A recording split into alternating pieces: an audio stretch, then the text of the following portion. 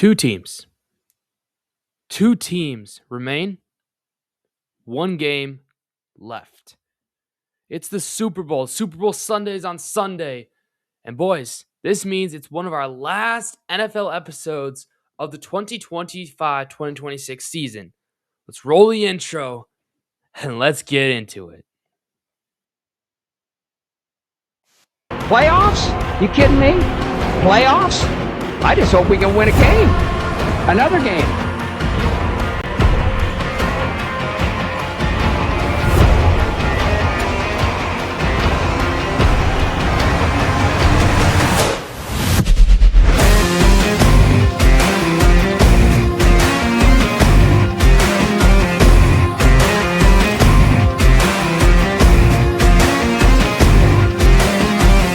That is right, everybody. Welcome back to Inside the Zone with Mateo. Hope you guys are all having a wonderful, wonderful day today. And that is right. It is our last episode of that there will be games. That there will be games for the NFL season. You know, this weekly NFL episode comes to you every single Thursday through the NFL season. And actually, we're going to have a couple in the month of February kind of recapping the entire NFL season. But this is the last one where, we're going to have game predictions and, power rankings. Actually, well, we're not going to really have power rankings today. But yeah, it's kind of the wrap of the season here, as there is only one game remaining, with the Super Bowl taking place on Sunday from Santa Clara between Drake May and Sam Darnold and their respective teams, the New England Patriots and the Seattle Seahawks. Boys, I appreciate everybody who's watched every single episode. I don't know, let me know in the comments if you watched every single NFL episode here this season. I'm super glad that, it's been a fun season for sure. And we're going to carry out this show, it's Mateo's show batting order. We use this every single episode on the podcast, not just our NFL episodes, but it's basically just kind of the show lineup that I like to put a little baseball twist into it. And it's the same batting order for every NFL episode. It's what we learned. So it's going to be a couple things I learned from the previous week of the NFL. And then normally I would hold myself accountable for the picks I made. Unfortunately, there was no games to predict last week, so we kind of skipped that. But there will be some predictions because we're going to look back and see who I'm predicting to win the NFL honors that is coming up actually tonight, February 5th, 2026. And then we won't update my power rankings. We'll just take a look at my power rankings from last week, just get a feel for that. But yeah, it's going to be a shorter episode for sure. And just we're getting you ready for Super Bowl Sunday. So without further ado, what did we learn from not week of the NFL, it's from the Pro Bowl week of the NFL. There's going to be three things again this week, like last week, instead of five things we normally do. We're going to do three things this week. And the first one is everyone thinks that the Super Bowl will be a blowout. So this is going to kind of be your Super Bowl preview. It's going to be a shorter episode today, so sit back, relax, and enjoy. But yeah, everybody thinks the Super Bowl is going to be a blowout this week, which I find very interesting because, the Super Bowl is normally the best teams in the NFL going at it, right? Well, that's not necessarily the case for, everybody else. Everybody doesn't, I think there are people that are conflicted. But a lot of people that I've heard, either media or just people I'm talking to, no one thinks it's going to be close. Seattle's favored by 4.5 points. So, the money line is not totally there. Obviously, it is the Super Bowl. And, both of these teams won 14 games last week. So, it's just the season. So, it's kind of crazy that, everyone is thinking the Seattle Seahawks are going to destroy the New England Patriots. So I just find it really interesting because I don't know if there's been a Super Bowl where there's two teams that won 14 games in the regular season, but everyone thinks one team is much better than everyone else. It's just really interesting. And what's also interesting is that Sam Darnold is that quarterback that everybody thinks is going to be the best quarterback. They're giving him so much respect. Hey, I apologized to him last week.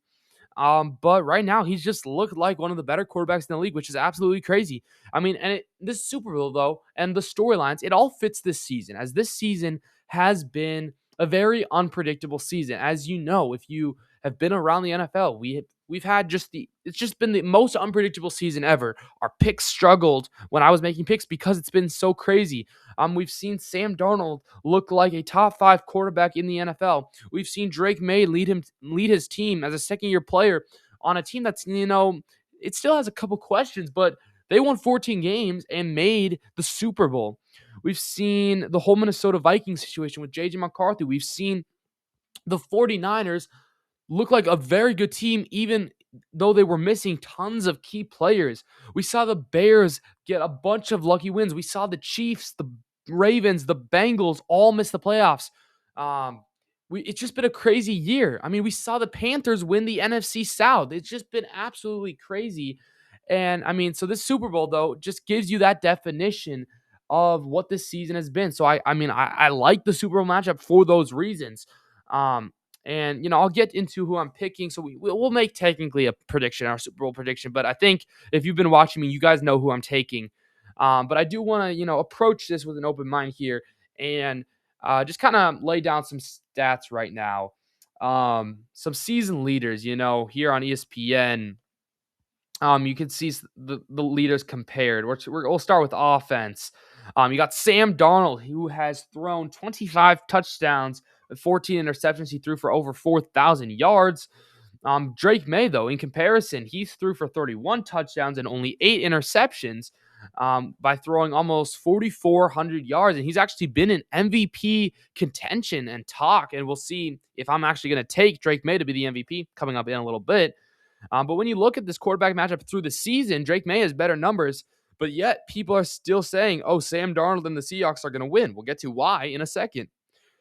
I mean, one of the reasons here, Kenneth Walker, even though he only had five touchdowns on the ground, he had over 1,000 rushing yards. Travion Henderson in his rookie season, I believe rookie season, if not second year season, 9 touchdowns on the ground, close to 1,000 yards. So, I mean, the running game was a little bit better for Travion than Kenneth Walker, but also remind you that Zach Charbonnet could be a running back one on this any other team. And so really kind of similar to the Detroit Lions with David Montgomery and Jahmyr Gibbs, the Seattle Seahawks have 2 running backs that could be running back one. I mean, you could make the argument that Ramondre Stevenson and Travion Henderson could both be running back ones, but say what you like. And then the receiving story is obviously the big thing. JSN has literally, he didn't break the record yet. He didn't break the record, but he came close to breaking the most receiving yards by a rookie, or maybe he did. Or I think in a season he came close to beating that. He almost had 2,000 receiving yards. He finished it with just 7 yards under 1,800 receiving yards and 10 touchdowns. And then Stephon Diggs had a really good bounce back year after not having the best of year in Houston the last couple of years. But he had 4 touchdowns for over 1,000 yards and really helped Drake May, find a number one receiving target, which is really cool to see as a Viking fan. And, I want Diggs to do well. I enjoyed his time here. But on the defensive side, this is where things just kind of get crazy. 7 sacks for Leonard Williams compared to actually 8.5 from Landry III. And then Jones, though, had 126 tackles compared to the leader for the Patriots. That was 97. That's just insane for sure. We'll get into the injury report in a second. But overall, when you're comparing these two teams, both quarterbacks played very good football this season. The running back core was very good. Obviously, I'd give the receiving core the lead on the Seahawks. But then that just shows you, whoa, Drake May was able to do that with not the best receiving core, while Sam Darnold did it with a very good receiving core. They got Raheem Shaheed at the trade deadline, but they also had Cooper Kupp, who I believe will come up big today in the Super Bowl. And then JSN, he did his thing. But then also these defenses. Both of these defenses are good. And as I said, I believe in the championship games, the Broncos, the Seahawks, the Rams, and the Patriots, those four teams playing in the championship games a couple weeks ago, those were the four best defenses in the entire league. Both of these defenses right now are great, and I do think that's why I'm a little confused when people are saying, oh, the Seahawks are going to run over the Patriots, because I don't know, the Patriots defense is good, and sure, the Seahawks offense is good, but I do think the Patriots defense will be able to make some stops. So that's why I'm saying I don't know if it's going to be like a 55-10 type of game. I do think here, I'll just say it right now. I do think the Seahawks are going to win. I do think it's going to be a little bit more of a easier win than other Super Bowls, but I still see the Patriots defense stopping Sam Darnold. Obviously, I could be wrong, but I just think this Patriots defense is too good to just like allow 55 points in a game that absolutely matters. But we'll see what happens on Sunday. But both of these defenses have been playing out of their minds. The pass rush is definitely something that I'm worried about for Drake May because he's been sacked a lot this postseason, even in only 2 or 3 games. Sam Darnold's offensive line has really stepped it up. But yeah, in general, both these teams, I feel like on paper you could compare them pretty easily. But it just, again, I'm so confused by people saying, oh, Seattle's going to blow them out. And it's just, I'm trying to, kind of figure that out. Like, why? Why do they just keep having Seattle being the favorites? Because, utterly, I don't know. I think the Patriots could very well win this game. And I think a lot of people say, yeah, they could. But we're just going with Seattle right now. And it does kind of feel that way. Seattle does seem to have the more momentum. It's going to be, I believe, 60% Seattle Seahawks fans. That's the new statistic I read. And then about 30% Patriot fans. And then what the other 30%, sorry, no, the other 20% would be just regular NFL fans. So I read that stat, I believe, from Vivid Seats or Ticketmaster, saying that, I don't know how they get that info. Maybe they ask for which team you're cheering for.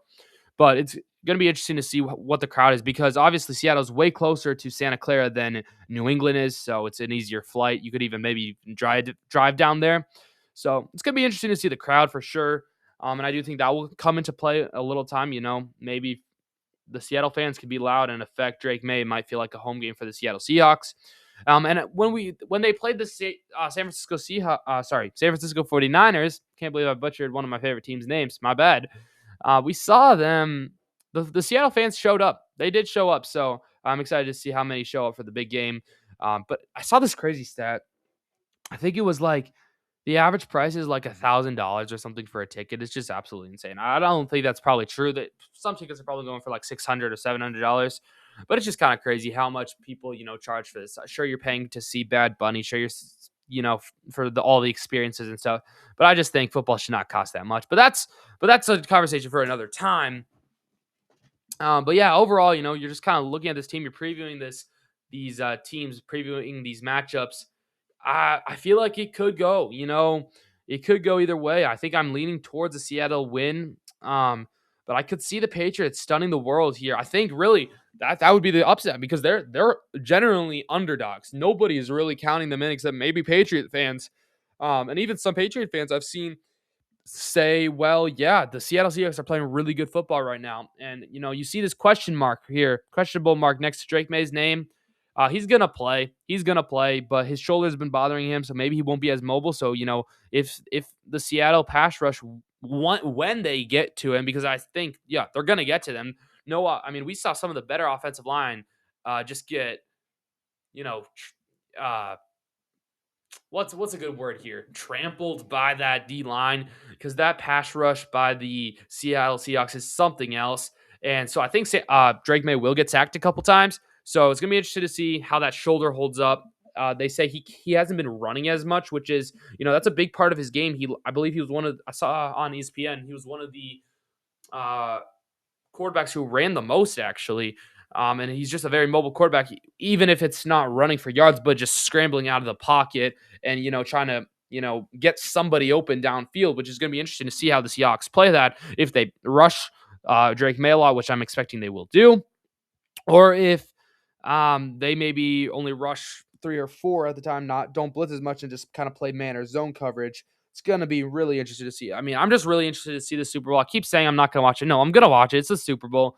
Definitely not going to watch this halftime show, but that's a discussion for another time as well. But yeah, that's kind of like a little preview for you guys. Let's talk a little injury report. As I mentioned, Drake May was a little injured Let's actually go, right here to the New England Patriots. So they don't really have any major injuries that I'm like aware of. I'm gonna try to pull up this full injury report. But a lot of the guys, as you can see, were on the questionable thing, on the questionable list. Here, we don't need Arizona, bro. We need the New England Patriots. Come on, bro. Wow. It's fine. This is what we do need because I like the little notes here, and this just gives you the best option. So you can go to ESPN.com/NFL/injuries to find this page. It's really helpful. It really is helpful. The Patriots should be the next team. Jets. Oh, we skipped them? Okay. Minnesota, is it going to be after Minnesota? Yeah, it is. Okay. So they do have some players on injured reserve, obviously, that hasn't played in a while, but we can skip that. It's just kind of the top of this list here. So Drake May, obviously, estimated return. He's expected to play for the Super Bowl. But here's some comments on him. On February 2nd, May, he said his shoulder said he threw a good bit Monday and indicated that he felt great. So he's gonna play. I think it's really how much will Mike Vrabel adjust his playbook a little bit to keep May's shoulder intact, but it's gonna be interesting to see because he's gonna get sacked. He's gonna get that shoulder hit, so it's gonna be interesting to see. Hunter Henry is expected to play as well.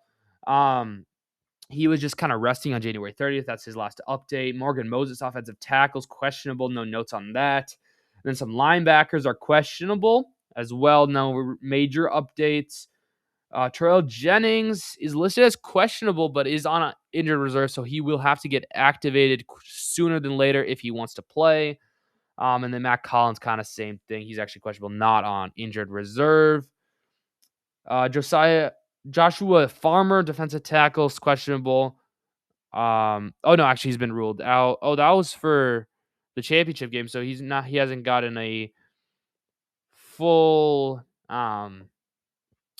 no for the Super Bowl, but a lot of these guys are going to be out. And then for the Seattle Seahawks, I mean, I think Sam Darnold's still on the injured report, but he's most likely going to play. We can actually no, he's not. He got cleared, but the big name is Zach Charbonnet. He's done for the season, so he will not be playing with that knee injury. A lot of these guys on the injured report aren't going to be playing. I think Robbie Ordis could maybe play, but again, a fullback, you don't really need him, so he's probably just going to be on the sidelines. Chaz Surratt, linebacker's questionable. He said he was activated off of the IR on Tuesday. That is February 3rd, so he probably will play. Mike McDonald said Monday that Russell suffered a hand injury during the Rams win, but he's still questionable to play. That's just another fullback.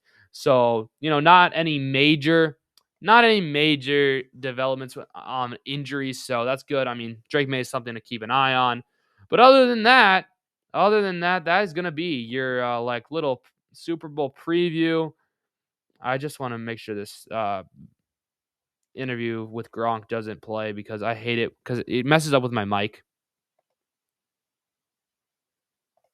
It always messes up with my mic when other videos play on these websites. It's kind of funny. But we don't need it right now.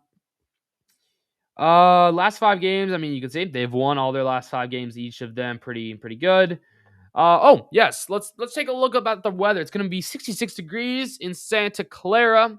It's going to be a 5:30 game, I believe, in Santa Clara. It's going to be 7:30 here, I think, in Minnesota, 8:30 on the East Coast or something like that.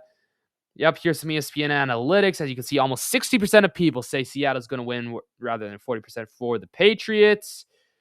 And, I mean, again, the odds here, Seattle, actually, they started with a 3.5 point favorites. It's now up 1 by 4.5. But, again, it's close. It's closer than I thought. Tickets as low as $4,600. Are you kidding me? Come on, bro. Come on. It's just crazy. And then you have to fly out there too. It's insane. But that's gonna be your little preview here for the Super Bowl. Kind of things of how I view this, what I view on the Super Bowl. And sorry for this little transition. It's not always the best. It kind of goes boop, boop, boop. And actually, hey, it didn't do that bad. didn't do it that bad. So that was the first thing I learned from the Pro Bowl weekend. The second thing is actually going to be about the Pro Bowl, because the second thing I learned is that everybody thinks the Pro Bowl is stupid. Dude, this Pro Bowl is one of the most stupid things ever, and I just thought I'd get this out of here, just because, I'm not going to talk much about it, but I watched a little bit of it last night. We're not even playing real football. We're playing backyard flag football with really no tackling, nothing, no contact. I think backyard football might even be more physical than what the NFL players were playing. It's just remove the Pro Bowl. Maybe if you want to have the skills competition just so fans could get autographs and stuff, but that's a waste of money to go to that thing. They only play it on a 50-yard field. It's just a waste of time. And it was kind of fun to watch for a second, but other than that, dude, they're just playing, bro, flag football. It's not fun to watch at all.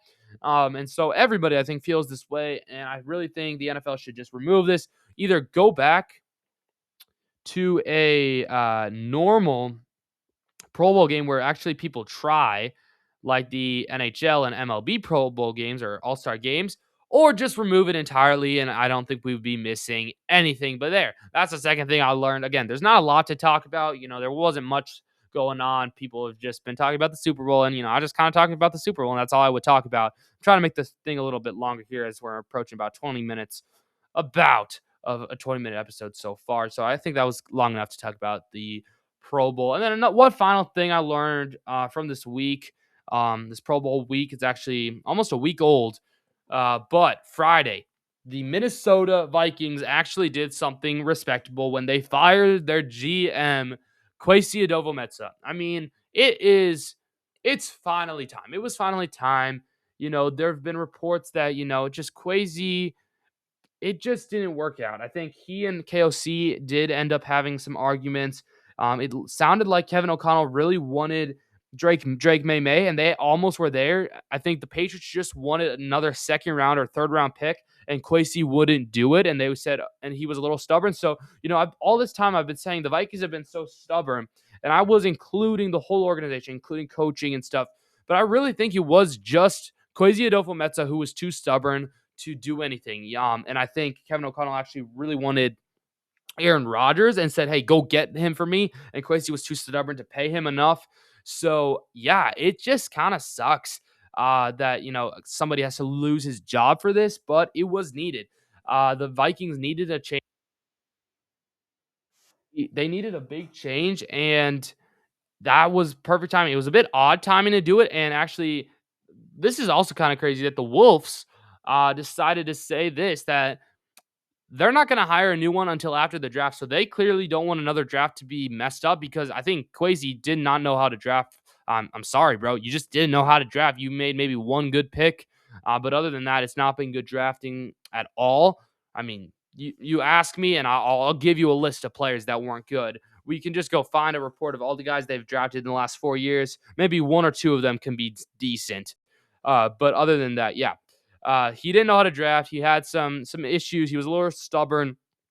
It was eventually time. And I do think the fact that Sam Darnold and Drake May are playing in the Super Bowl, two quarterbacks that you probably could have had this season instead of JJ McCarthy, both of them are in the Super Bowl. Probably more than Sam Darnold's in the Super Bowl rather than Drake May. And I do think that's what, made them decide to fire Kwesi Adofo-Mensah, but it seems like Kevin O'Connell is going to stay here. And it seems like they do want to pursue Joe Burrow. So, maybe we'll get some Joe Burrow offseason news. I'm hoping so, bro. Oh, I'm hoping so. Imagine if the Wild the Wild already got Quinn Hughes, but imagine if the Wolves somehow get Giannis, if they haven't already by the time I post this video. And then there's somehow, some way the Vikings get Joe Burrow. What a crazy year would be for the Minnesota sports. But I don't want to get too ahead of myself.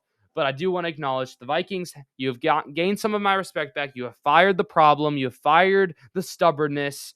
And now it is time to act. Now it is time to get rid of J.J. McCarthy. If you get rid of J.J. McCarthy and you get a quarterback that can win you games without wasting one of the best receivers in NFL history's prime, Justin Jefferson's prime, because you have been doing that, you got to get back to the playoffs. You got to compete for a Super Bowl.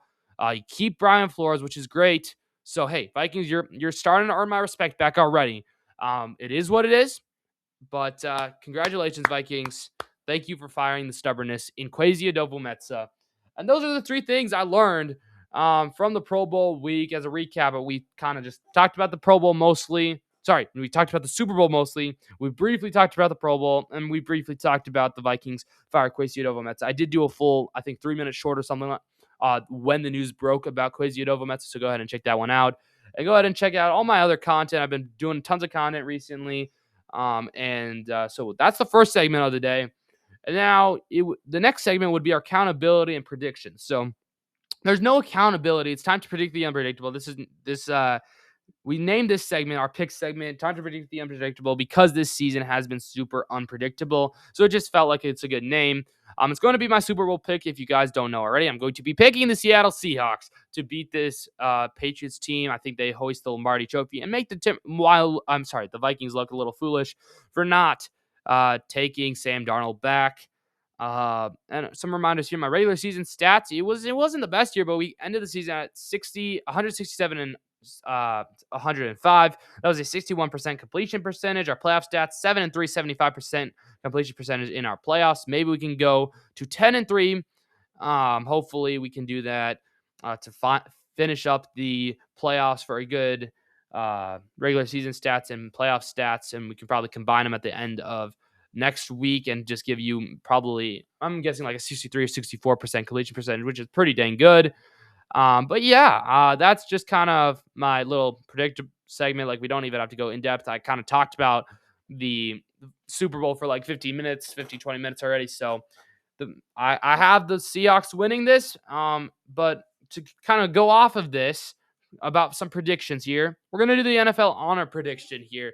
So for those who don't know, the first episode of 2026, January 1st, 2026, I had my 2026 sports prediction show, and I did give you my predictions. So we're going to actually look back at those videos.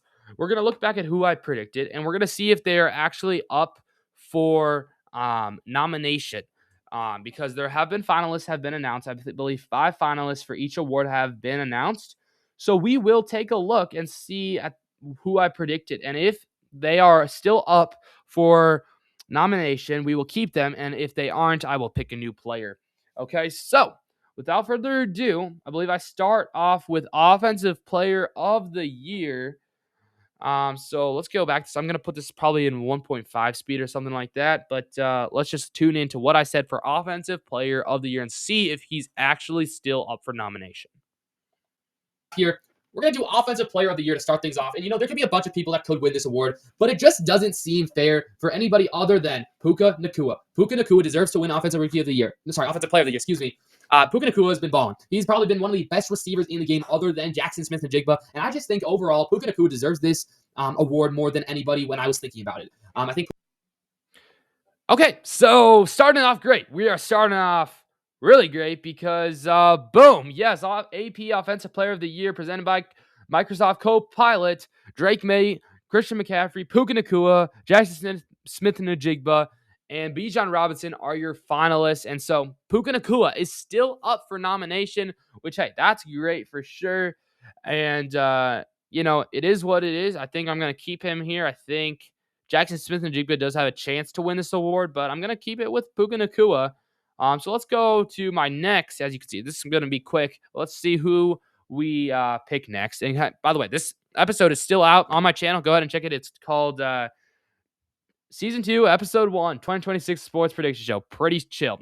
I'll link it maybe even in the description if you guys want it. But this is my video, so YouTube, you better not copyright it because this is my video. This is the stuff I made, so hopefully that doesn't happen. But let's go next to our next prediction.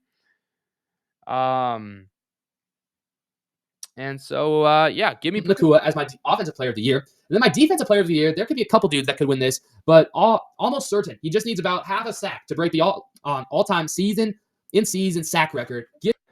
And by the way, he did. Give me the one, the only, Myles Garrett to win Defensive Player of the Year. He's been balling, even on a team where the Browns haven't been the best team. They've certainly not even been a playoff contending team, but they've been okay. They're going to win 4 or 5 games this season, and Myles Garrett is actually how many wins did the Cleveland Browns get? Cleveland Browns. How many wins did y'all end up with?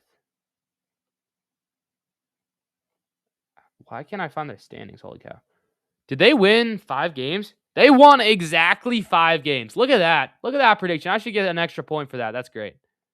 But Myles Garrett, I believe, is definitely, yeah, he's definitely going to win this award. I think this is the most confident one because, he's actually he is up for nomination, and I just think there's nobody else deserves it more than him. But Will Anderson, Nick Beneteau, Myles Garrett, Aiden Hutchinson, Micah Parsons are all up for that. I think if Micah Parsons hadn't gotten injured, we could have made an argument for Micah, but I think Myles Garrett is going to win this next award.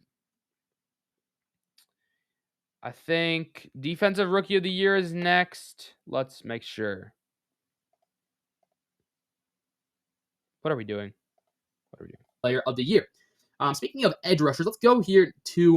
Yep. Okay. Defensive Rookie of the Year. So let's find these nominations. Okay, we're chilling. Okay, Defensive Rookie of the Year: Abdul Carter, Nick Emmanwori, James Pierce, Carson dude, I can't say him anymore, but I do think he's gonna win this. And Xavier Watts.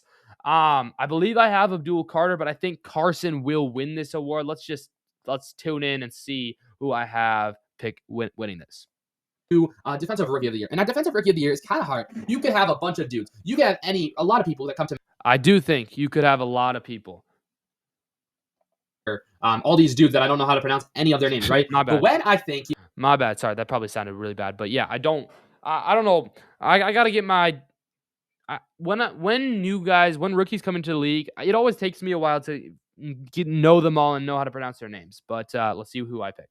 Even if he hasn't had the totally best season, I think of one man, and this is Abdul Carter. Abdul Carter was my before the season Defensive Rookie of the Year candidate, and I just think he's going to win it this year. I think if Travis Hunter would have played more, obviously he got hurt and just has been out for a while. Yeah, I forgot about Travis Hunter. I do think, but if he would have played more defense and he was healthy, I think he probably could have won this award. I think if he would have played more, he could have had a shot. But give me Abdul Carter, and I think this one is the one that I'm least confident in. But I agree. I think Carson will win this award. But I'm just going to say, let's do Abdul Carter from Defensive Rookie of the Year. And now let's finish the Rookie of the Year with Offensive Rookie of the Year. Okay, Offensive Rookie of the Year. Let's see. And this, I thought was easy. I thought this was going to be easy. Really?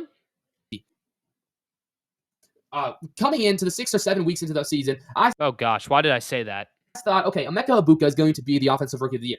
But now Emeka Egbuka has kind of settled down. The Buccaneers have settled down. And another NFC South player is kind of stepping up. Actually, 2 other NFC South players are stepping up. Tyler Shuck and Ted McMillan. Ted McMillan has been absolutely insane. He's been a game changer for the Carolina Panthers, almost probably leading them to a playoff spot, a division win over the terrible NFC South. But then Tyler Shuck has come over these last couple weeks. He's won a couple games for the New Orleans Saints. The Saints have been winning games. It's been absolutely crazy. Tyler Shuck has been balling. So I think he deserves to be in contention for this award. But I'm going to give this to Ted McMillan because I just think overall, you take the entire season into account. He played more games than Tyler Shuck. And give me Ted McMillan to win the Offensive Rookie of the Year award. We're going to do Protector of the Year next. I don't totally... Okay. So I have Ted McMillan. And I just want to point this out. All the guys that I mentioned, Jackson Dart, Emeka Egbuka, Ted McMillan, Tyler Shuck, they're all, being nominated, and then also Travion Henderson. When I look at this, I think I could for sure see them giving it to Jackson Dart. I don't think they give it to Emeka. I don't think they give it to Travion. I think it's going to come down to Jackson Dart, Ted McMillan, or Tyler Shuck. And then when you say who's played more, I think it's going to come down to Ted or Tyler. And I think you just say, overall, the Panthers made the playoffs. Sure, that doesn't go into any accounts, but he's just been playing really well. McMillan, I think, is a really good pick for me. Hopefully I can get that one right, and I think he deserves it, but I wouldn't be surprised if Shuck or Dart wins that as well. I don't think Egbuka or Henderson win that, but we'll see for sure. And then we go to this next award is the Protector of the Year, which is a brand new award. I don't know where it is. I don't know if they have those candidates out.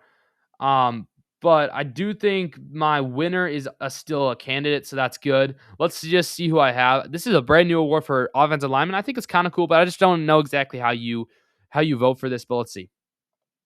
Totally love this award, but it's just at least it highlights a good offensive lineman here. And when I think of good offensive lineman, I think of Joe Thuney. Joe Thuney is going to be my Protector of the Year candidate, at least. I don't know if he's going to totally make it. It could go to anybody on the Colts line, like Quentin Nelson. It could go to Joe Alt. It could go to, any guy. And I think all three of those guys have been nominated. So I'm I like that a lot. Okay, we got coaches next. I think coaches of the year.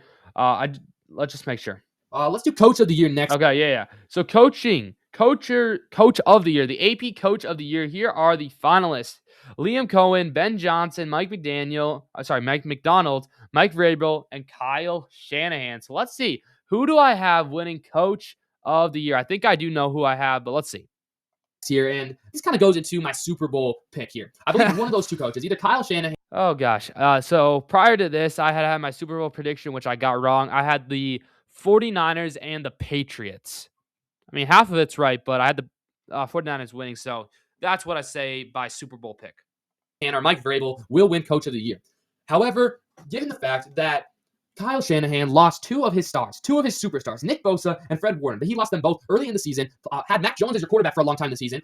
Kittle was out. Ayuk's been out the entire season. Kyle Shanahan just seems like the fact that we're talking about they could get the number 1 seed in the NFC and could get a first-round bye and never have to go on the road again this season. You got to show that you got to give him some credit. He deserves tons of credit. Kyle Shanahan is an elite coach, but Mike Vrabel could for sure win this award. You could even think Shane Steichen from the Indianapolis Colts would win this. Ben Johnson could win this. A lot of people could win this, but give me Kyle Shanahan as coach of the year. So I just mentioned, I'm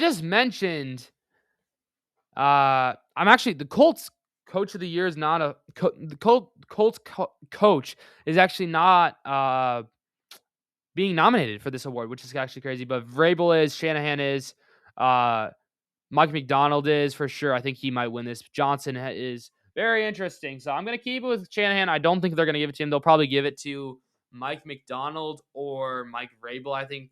But we'll see. We shall see. Maybe even Ben Johnson. But, it's up in the airs.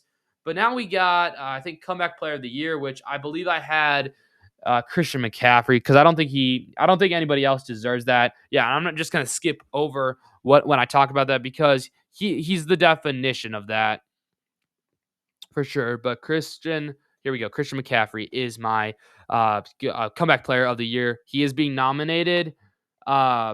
And so who else? These are going to be the other people being nominated for comeback player of the year. It's Stephon Diggs, Aiden Hutchinson, Trevor Lawrence, Christian McCaffrey, and Dak Prescott. I don't think anybody else other than Christian McCaffrey deserves this award. And then finally for MVP, the players being nominated, Trevor Lawrence is kind of crazy there. Christian McCaffrey is actually kind of crazy there. But Matthew Stafford, Drake May, and then Josh Allen are your candidates. Let's see who I have winning MVP here in, I believe this was the start of January. McCaffrey, I don't think anybody else deserves this award more than Christian McCaffrey. So give me Christian McCaffrey as my comeback player of the year. And finally, it's MVP, the moment you've all been waiting for. Will it be Josh Allen? Will it be Lamar Jackson? Will it be Patrick Mahomes? Well, I'm going to say it's going to be neither of them. There are two guys, in my opinion, two quarterbacks, because this is obviously a quarterback award. It will never be awarded to anybody else. It's unfortunate because the fact that they're nominating Christian McCaffrey, he deserves that. But they're not going to give it to him. It's just such a quarterback award. I'll be utterly shocked if Christian McCaffrey wins MVP. But quarterbacks in this modern age of the NFL. But give me one of these two, Matthew Stafford or Drake May. Drake May has been absolutely insane. The Patriots go from, going from Tom Brady to a bunch of bad quarterbacks, but then another generational talent quarterback, Drake May, in the span of about 5 years. And then Matthew Stafford is playing some of the best football in his entire career here at his old age, around 37, 38 years old. But who do I lead this to? Well, I think about my Super Bowl matchup as well. And I think the Patriots have enough weapons here with Drake May to win, or at least to win the AFC, but also make the Super Bowl. And I believe Drake May will be your 2026 NFL MVP, only coming in as a second-year player. But hey, I would not be mad at all if Matthew Stafford makes it. But I said, let's do Drake May as your MVP for the 2026 season. And those are my 2026 NFL award predictions here. I hope you guys like them. Let me know your guys' NFL award predictions for sure. But we are now 2 months done. We got still 10 more to go, starting with March and April here. Yeah, so then if you guys want to watch more of that episode, go ahead and check it out. It is still out on my channel, so go ahead and give it a thumbs up for sure. But those were my NFL honor predictions. So I kind of let my old self, my past self, tell you those. And everybody that I said is going to win those awards are still up for nominations. So, hey, they could all come true. Probably not, but who knows? We'll see next week, and I'll give you my honest thoughts to the awards as well, probably in a short at some point. But this has been a fun episode so far. And we got one final thing. So the next thing would be our power rankings if this was a normal NFL episode, but there's not really any games. But for these playoff power rankings, for just a reminder, the playoff team for these playoff teams for the playoffs, we only rank the remaining playoff teams or recently eliminated teams. The other teams are locked until after the postseason. We will do one final power ranking next season. Next week, where all the NFL teams will be up for being able to be moved around. However, right now through the NFL season, everybody's locked. And here was my power rankings from last week. I had the Seahawks at 1, the Patriots at 2, the Rams at 3, the Broncos at 4, the Bears at 5, the San Francisco 49ers at 6, the Bills at 7, Texans at 8, Jaguars at 9, Eagles at 10. So those were your top 10 teams. And then 11 were the Panthers, 12 Chargers, 13 Packers, 14 Steelers, 15 Ravens, 16 Buccaneers, 17 Lions, 18 Cowboys, 19 Dolphins, 20 Bengals, 21 Vikings, 22 Colts, 23 Chiefs, 24 Falcons, 25 Saints, 26 Cardinals, 27 Commanders, 28 are the Cleveland Browns, 29 Giants, who just hired Matt Nagy, which is going to be interesting as their offensive coordinator. 30 are the Titans, 31 are the Jets, and 32 are the Raiders. So as you can see, for the playoffs, we just kind of rank them by when they get eliminated. So like in general, I'd probably have the Ravens over the Steelers. But since they missed the playoffs, they have to stay at the potential wild card at the at the end of next episode when we do our power rankings. We will re-rank all these teams going into the 2026-2027 season. So come back for that. Hit that like button. Hit that subscribe button so you don't miss any of my content. I'm putting out tons of content right now. It's NBA trade deadline weekend. So there's tons of things coming out. But coming up, if this video gets published before, I will be live at the NBA trade deadline, or if anything, go ahead and rewatch it, or like go through it and rewatch a little bit, just giving you my live reaction, because today, February 5th, is the NBA trade deadline. Do have the Timberwolves traded for Giannis, or are they going to wait till the offseason to do so? We'll find that out. But also, I got another rebuild video coming out on February 7th. That is on Saturday. For those who don't know about that, basically I set up a poll, I believe a week before the scheduled video. So I think it was like February 1st when I set that poll where it says, I'm doing a rebuild. What game do you want me to do a 5-year rebuild in? This is a gaming video for those who don't know. So you can vote for Madden, NBA, 2K, NHL, and MLB The Show. And literally Madden has won every single poll so far. So for the 6th straight week, we're doing another Madden rebuild. It's the Pittsburgh Steelers 5-year rebuild. That's coming out on Saturday, we got some Kingdom competitors coming out. If you don't know what that is, go ahead and check it out on my channel. It's a side episode that comes out every other Sunday or so. And then we got daily shorts coming out, especially with all the NBA trade stuff coming out. And then also next weekly NFL show will be next Thursday, kind of wrapping up the NFL season, power ranking, those teams at the end of the season, talking about the Super Bowl, and so much more with our weekly NFL show coming to you every Thursday during the NFL season. Hope you guys have enjoyed this one. And then we got more episodes coming out throughout the months and stuff. And we got some Olympic episodes probably coming out with the Olympics starting soon. So much content, and I just appreciate if you would hit that like button, hit that subscribe button. It's all you can do. And if you want to listen to this podcast on Spotify, I normally post it on Spotify, so go ahead and give us a follow over there as well. Thank you guys so much for watching. Hope you guys have a wonderful day. Don't forget to keep God first, because He's the most important thing in your lives. And I'll see you guys all in the next one. Peace.